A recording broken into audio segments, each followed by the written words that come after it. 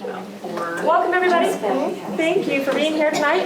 So we're going to get started with Jim Simmons doing his presentation for 15-20 minutes, right? And then we'll do the giveaway. So if you did not get your name in the giveaway box, there's papers right here. There's some papers down that way. We can collect it after he speaks. So we're going to, well, I think you've had to record those. So let's wait till he gets to the camera and then we'll get started. So.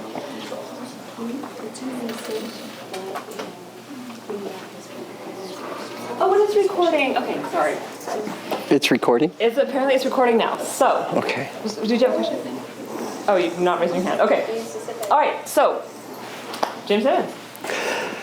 I appreciate being able to sit down. We went up this morning to watch the Western Conference, Western Conference. Mountain region. There we go.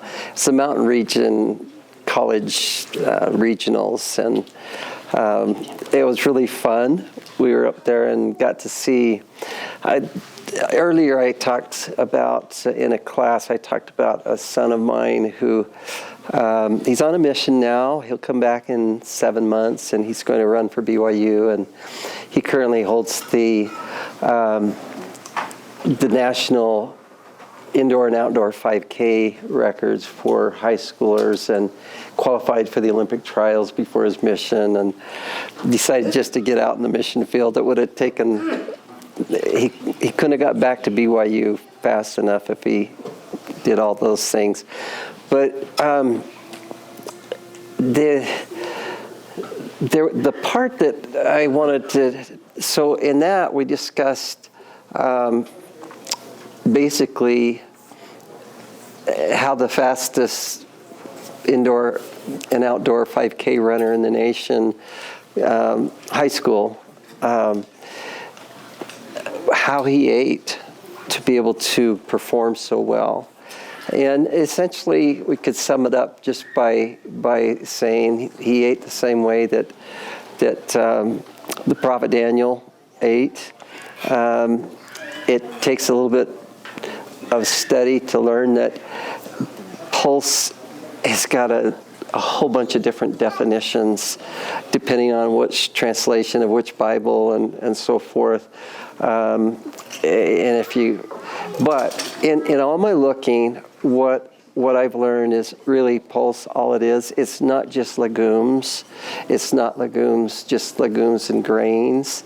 It's anything that's grown from a seed is a part of the pulse family. And so that includes your fruits, your vegetables, your grains, your legumes, your nuts, your seeds. And so my son had asked if I would teach him what to do when I became very ill and was given only a few weeks left to live. And just I'll share that briefly because there's the purpose of this address was to discuss how the temporal health and the spiritual health create an effect that's exponential. Okay, and so one without the other, it's not nearly what it can be if you've got them both working on all cylinders. Okay, and with our son Danny, there were many times where I mentioned in the class that he became really ill, and he lost 8 pounds of muscle, and he was only 125 pounds, and that's a lot of, percentage of muscle loss. And so some of the races he ran, we were surprised that he could still win them, But one of the things I started asking Danny things like, Danny, what does it mean to receive God's grace when you're running?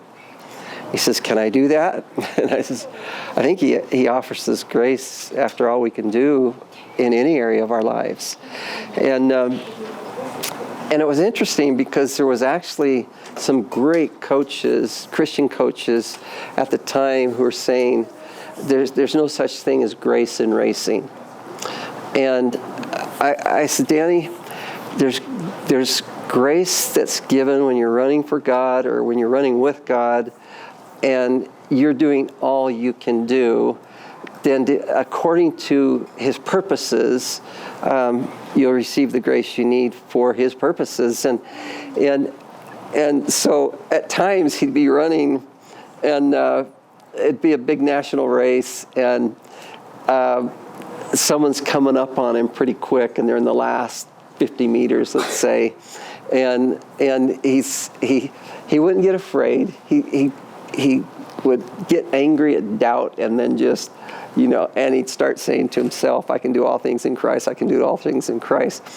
But the other thing is, he just gave it his all. Even if his legs were dead tired, he would say, all of a sudden, they just felt light as a feather, Well, if that's not grace, I don't know what it is for a runner.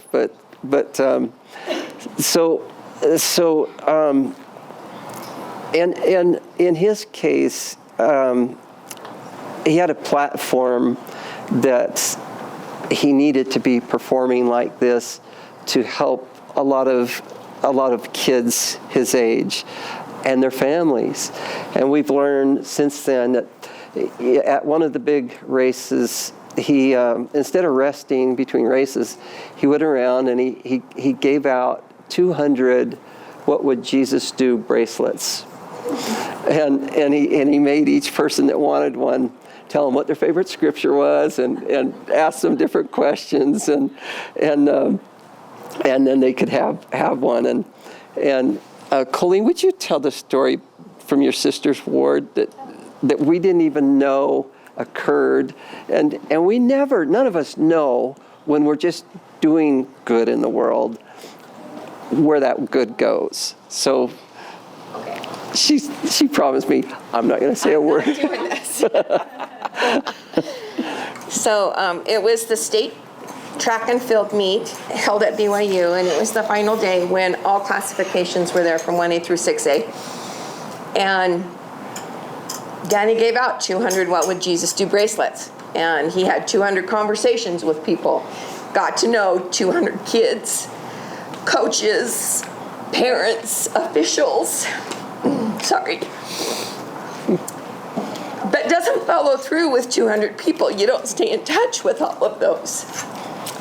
Turns out that 2 of the girls that he gave bracelets to took them home and told their parents that they needed to bring the Savior into their life. That they wanted what Danny had. And as a family, they decided they would go back to church and start reading scriptures together and praying together and see if they could find it. Well, this particular family lived in my sister's ward. I didn't know them, but she knew them, and they knew that Danny was her nephew. And a year later, when Danny left on his mission, my sister's friend said, let me tell you what those "What Would Jesus Do" bracelets did for us. She said, we were going through a divorce. Our family was falling apart. We had no hope. And when our girls came home and said they wanted what Danny had, that they wanted to start praying together and reading scriptures together and going back to church and building our family, we decided we were all in, and we did it. And we've done it for the last year. It saved our marriage, and it saved our family, and it saved my kids. Kept them from paths that would have led them where we didn't want them to go. Gave them the courage to do hard things. We never know what our example will do for someone else, or where that light will take someone else. Danny didn't know. He still doesn't know because he was already on his mission when we learned this story. And he doesn't need to know. He's okay not knowing. We're grateful that he was in a position to share that light with each one of those kids and coaches and officials and whoever else was there that day that was touched by the experience. We're grateful that he did that and that their lives could be changed for the better. Thank you. Thank you. So he's in Atlanta, Georgia, North, Spanish speaking. So anyway, he'll be home in 7 months. But I wanted to share that story because it's what each of us can do. We don't know what we do just in kindness from day to day, and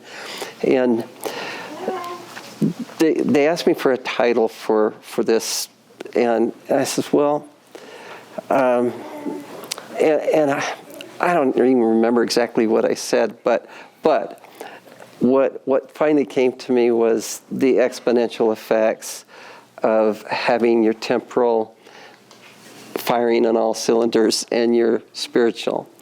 And I wanted to share a little bit. I have written thousands of pages since I left Utah and went up to Idaho, but I haven't published anything else, But in those, some of the studies I did, one of them I liked the most was about wise virgins.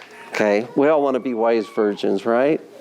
Of course we do. We want to be there when he comes. But in the wise virgins, I had a brother-in-law who he shared some thoughts I'd never heard before. Not about wise virgins, but about what the word sin means. Okay, and it's an ancient Hebrew definition of sin, and it's to go beyond the mark without stopping and turning around and coming back to the mark.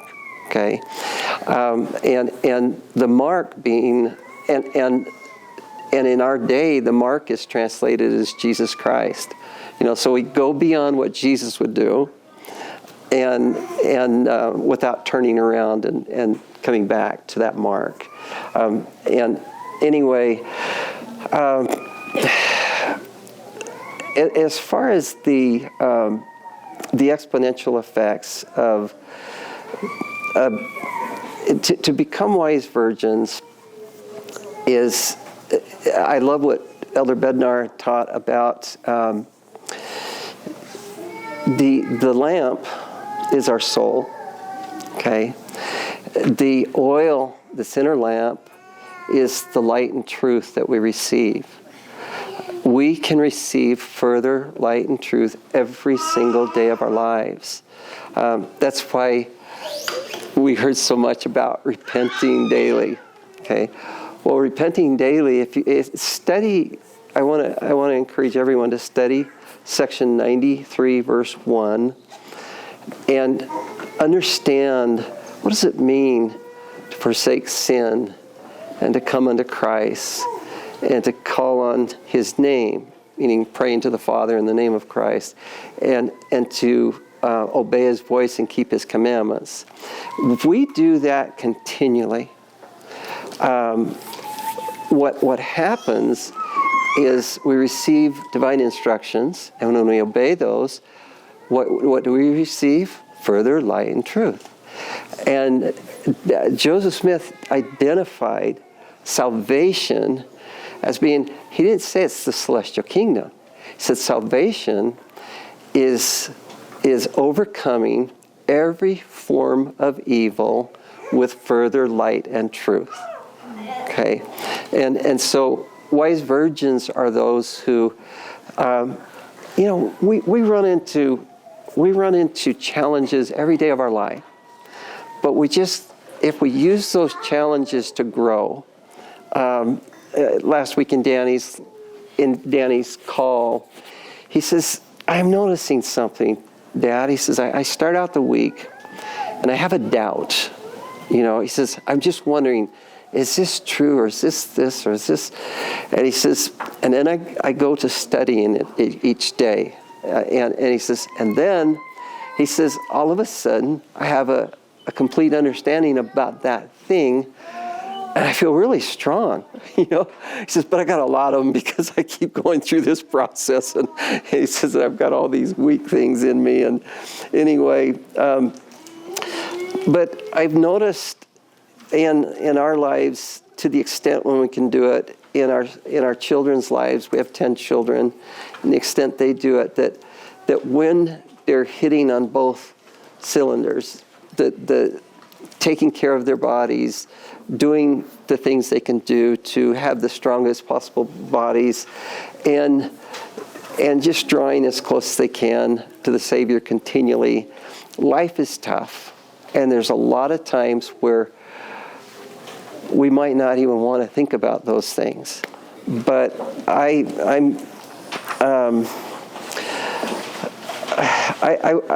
want to confess to you that when I was asked to come and teach a class and speak, when I left and went to Idaho to take care of my mom, I walked away from 10 years of teaching and doing things. I didn't want to come. I'm scared to death at this point to get in front of people. I love to write, but it was so nice to go hide up in Idaho. But I'm happy to be here. And if there's any questions you have or discussion, what are your thoughts about the exponential effects of having both good health and good temporal health and spiritual health? That's our topic. Questions, thoughts, invite any of you to share with. What are some good diversions from those that like the fast food and diet, the fast food society we live in? This immediate, your health takes a long time to get into dis-ease. But to reverse that, I believe that the Lord is inspiring a lot of things like what you've done, and to help, and good recipes and things like that. And we also have lots of poisons in our society, and air and water, and just the foods. And well, I'm amazed just as I poked my head in and looked at what different people were doing here. There's some extraordinary things that, honestly, I loved seeing the microgreens and the sprouts and these things. These are so easy to do. I got some cool little bottles this week. They were 3 weeks late, or I would have brought some stuff and showed to you. But anyway, it's so fun because everything's growing. I thought I should have brought it just to show what it's done in 2 days. It's growing so fast, and those things are so easy to do. They're quick. They're fast.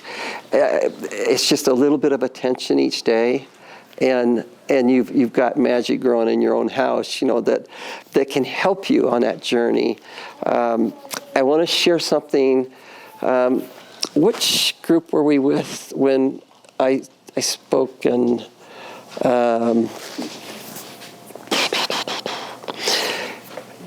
someone in that group talked about how herbs. Oh, Dr. Christopher. Oh yeah, I talked at a Dr. Christopher convention, and I'm not linked with them or anything. But what they said was, when you look at a label on herbs and what that will do for the body, you're like, oh yeah, it's just a cure-all. It does everything, And then this person said, however, what people don't know about living herbs is that every cell in your body has intelligence. Every cell in your body knows what it needs. The cells in the body can communicate with live foods and live herbs, and adjustments can be made so that with this person it can do this, and with that person it can do that. And so I was thrilled to find out that others were here showing, or I couldn't get any herbs. I couldn't get anything in the mail. It wouldn't come. And I'm like, oh, I didn't need to. There's people doing that here and doing it amazing with it. But just simple things like that you can start. And the other thing is as I shared earlier, today where we have AI, you can say, I want to create something for 2 people or 1 person or 10 people or whatever, and I want to accomplish the following, okay? And tell what you want. And tell that you want it to be simple. You want it, and within, 5-10 seconds, you get like 10 examples of what you could do. And I like it so much better than inventing the recipes myself. I've invented hundreds and hundreds of recipes, but I can actually do far better.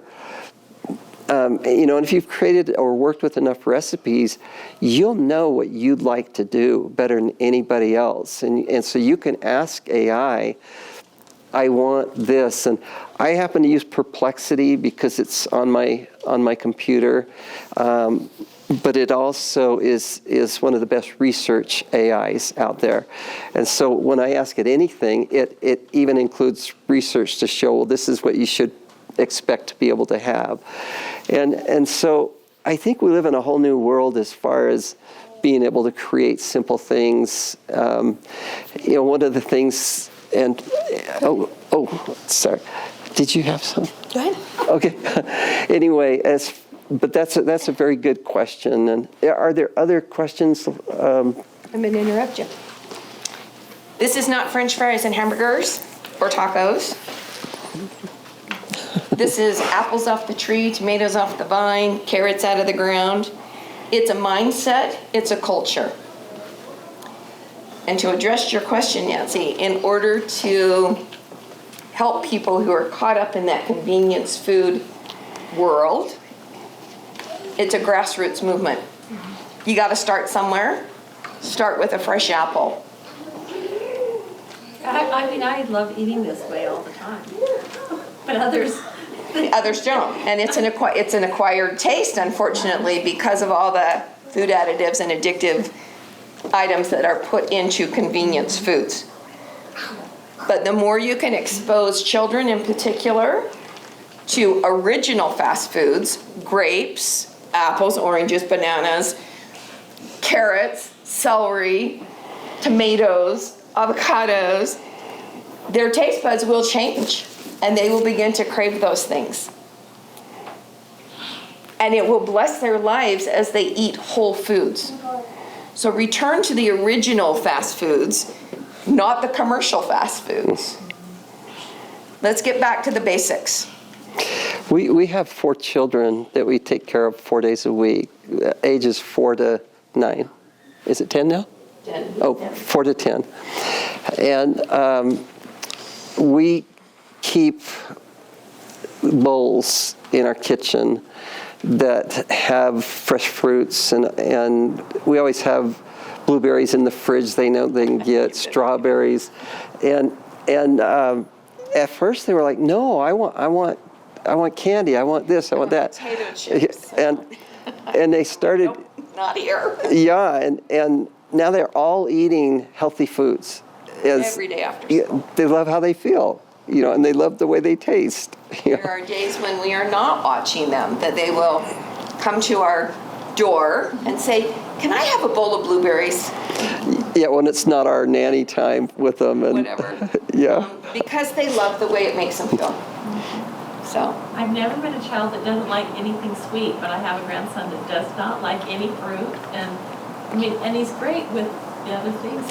Well, I have to say, when we've been there 1.5 years now, and It took a while. And it didn't happen immediately. But the thing was, we always kept it there, and Re-educate their taste buds. yeah, it's amazing to me. There's not one of them that won't take. They'll ask me, if they're sitting down to watch something, they'll say, Papa Jim, can you give me an orange, or can you get me so I'll peel it and I'll break it up and, give some to each one of them, and they're just gobbling them up. And it's not because we told them to, it was because we just kept them coming. And what they didn't eat, we did, so. Any other questions? Mindy's got one. When you work with somebody, you've worked with people specifically like coaching. What is your process? What do you start with? Where do you begin step one? What are you looking for when you help somebody? It always depends on the somebody, because everybody, it's just like you're asking your question. Everybody's at a different point. And so recently I worked with,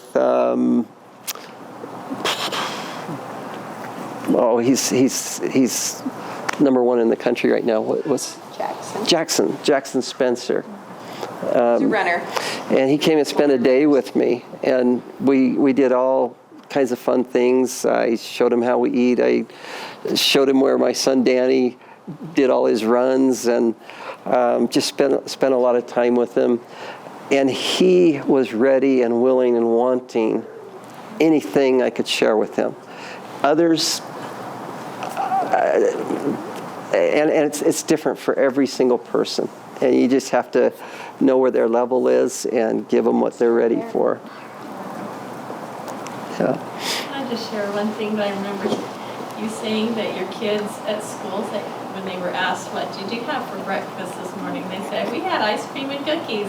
And everybody thought that they were eating unhealthy, but they were the almond flour cookies, and we've had.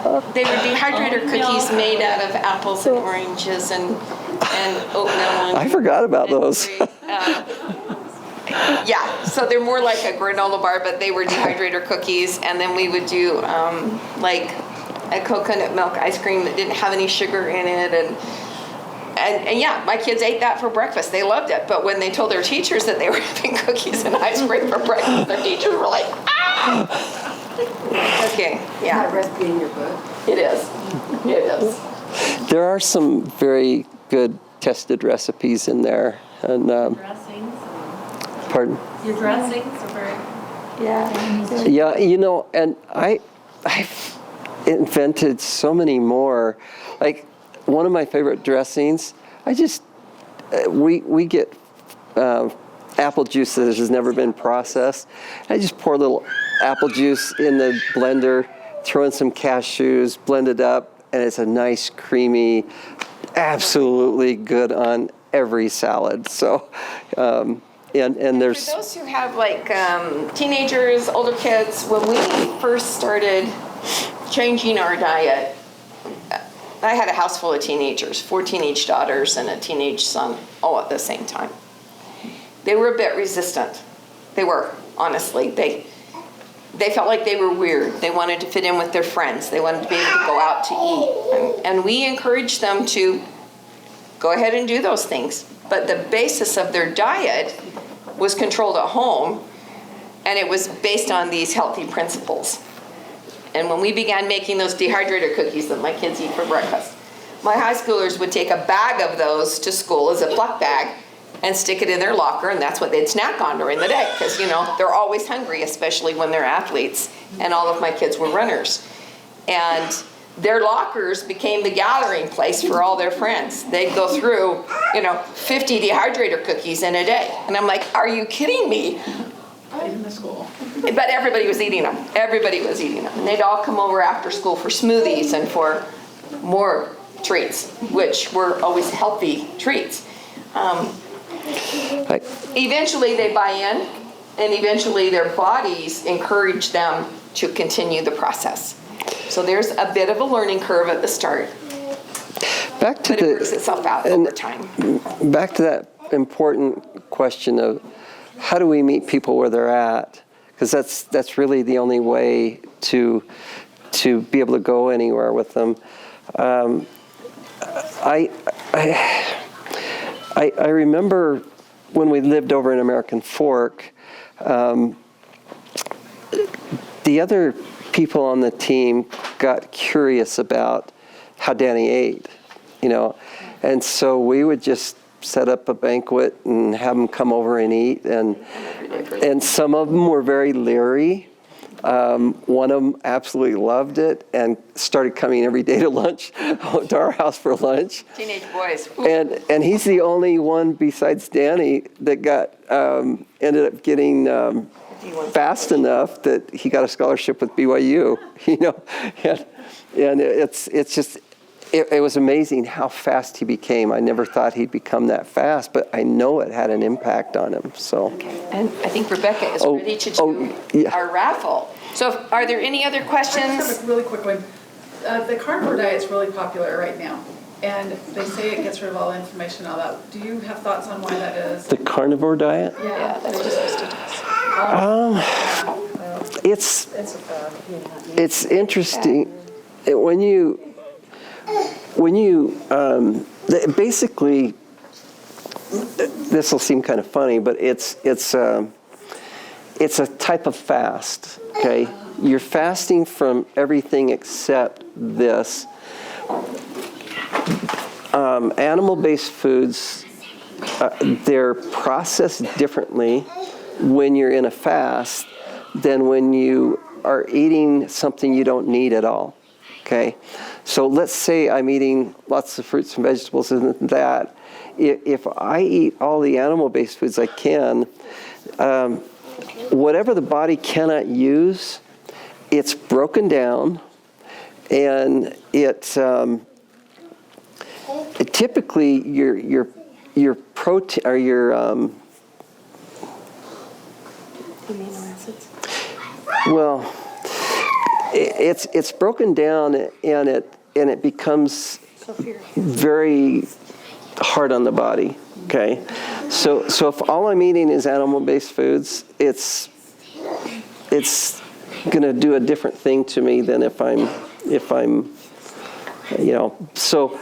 But it is a fad. It is. I've seen it come and go, probably 20 times in the last 10 years. So. And